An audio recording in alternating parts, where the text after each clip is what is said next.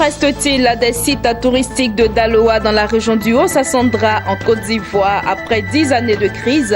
Les détails dans ce journal.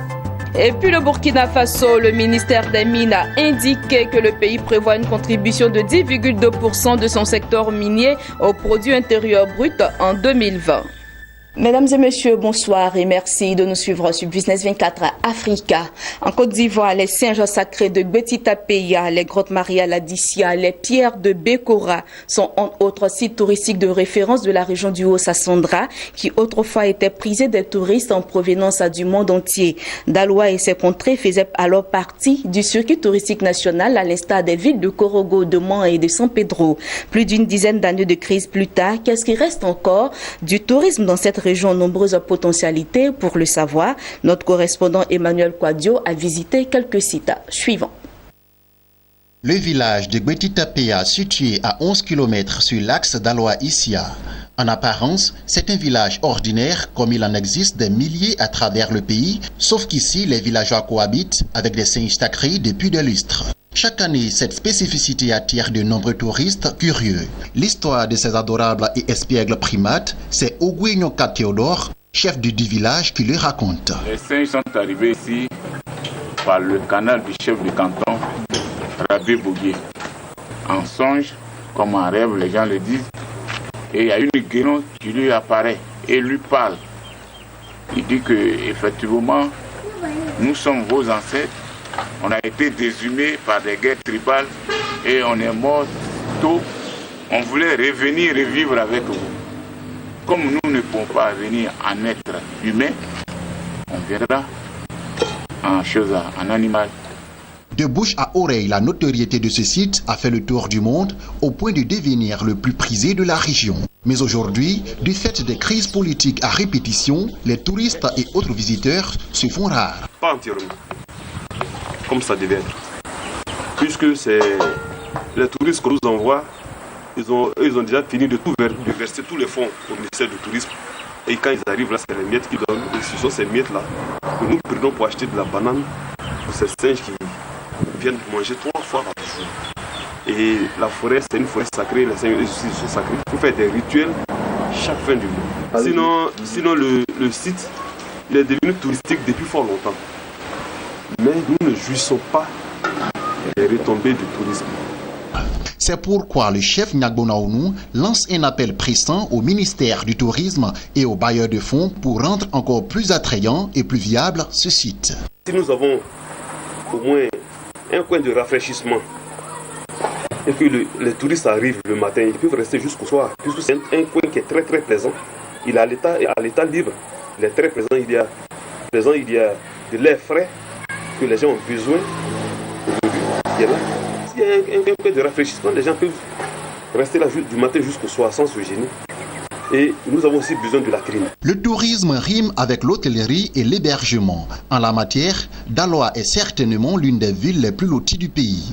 On y dénombre 70 hôtels, dont une 50aine recommandables. Moyen et haut standing, comme Immense Hôtel, l'hôtel qui a ouvert ses portes en 2016. Un charmant hôtel de 3 étoiles avec toutes les commodités ainsi que le confirmera Traoré Mariam, directrice du dit hôtel. Ce qui est bien, le tourisme de l'intérieur est un peu comme un safari.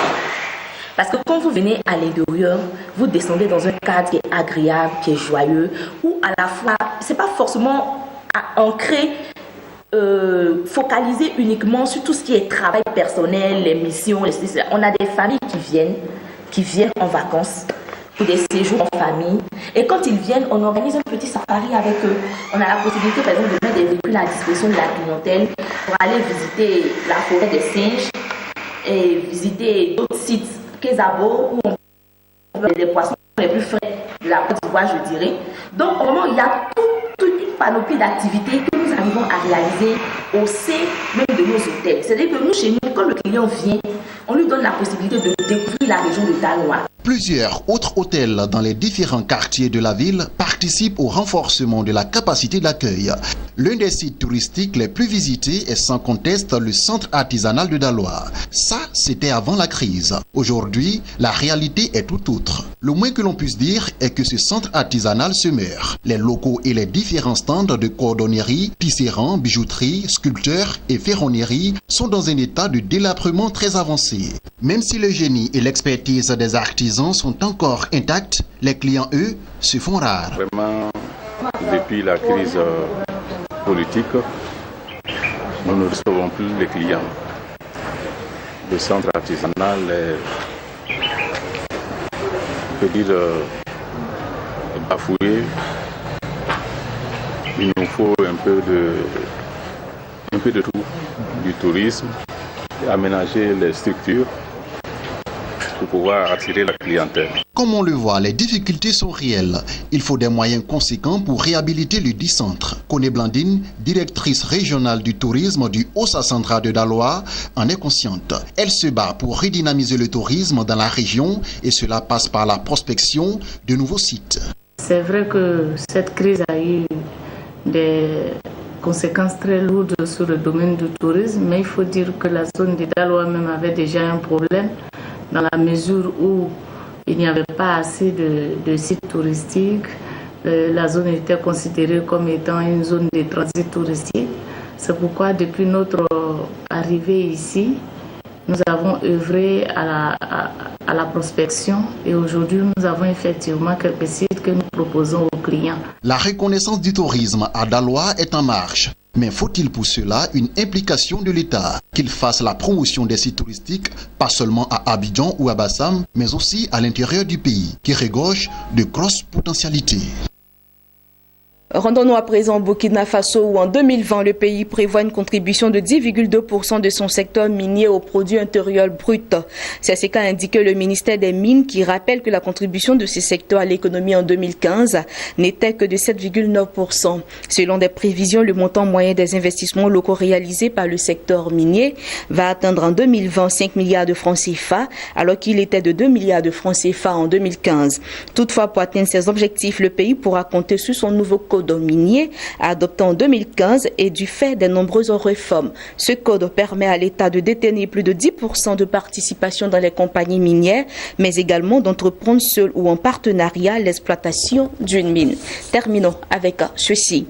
Selon l'Union internationale pour la conservation de la nature, le gouvernement camerounais vient de prendre l'engagement de restaurer une superficie totale de 12 millions d'hectares déboisés d'ici à 2030 dans le cadre du défi de Bonn lancé en 2011.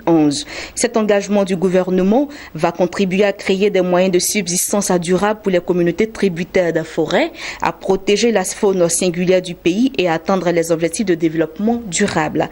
Ainsi, en participant à ce défi, souligne l'institution internationale en charge de la protection de la nature, le Cameroun se rapproche de son objectif de réduire les émissions de carbone de 32% d'ici à 2035, une ambition qui avait été proclamée lors de la COP 21 à Paris. Voilà, c'est ici que nous reformons ce journal-là. Je vous dis merci de nous avoir suivis et excellente suite de programme sur Business 24 Africa.